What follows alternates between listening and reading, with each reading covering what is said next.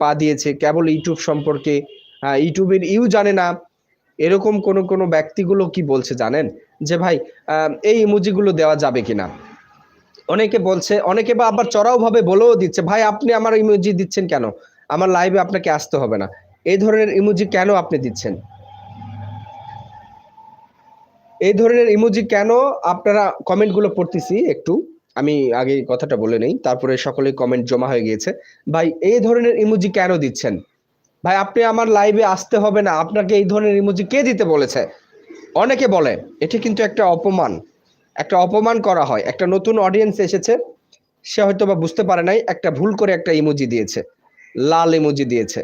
লাল টাকলার emoji দিয়েছে, game over emoji দিয়েছে, বা বিভিন্ন রকমের সাংকেতিক যে ইমোজিগুলো আছে এগুলো দিয়েছে, ঠিক আছে, এগুলো এগুলো দিয়েছে। এগুলো দেওয়ার কারণে কি হয়, এগুলো দেওয়ার কারণে ওই লাইভের যে অনার, সে কিন্তু তাকে বলে দেয় যে যে আপনি বোঝেন না, জানেন না এই সমস্ত ইমোজি কেন দিচ্ছেন, এই সমস্ত ইমোজি দিলে আমাদের ওয়াচ টাইম কেটে যায়। এই ভুয়া ধারণাগুলো মানুষের মনে এখনো আছে,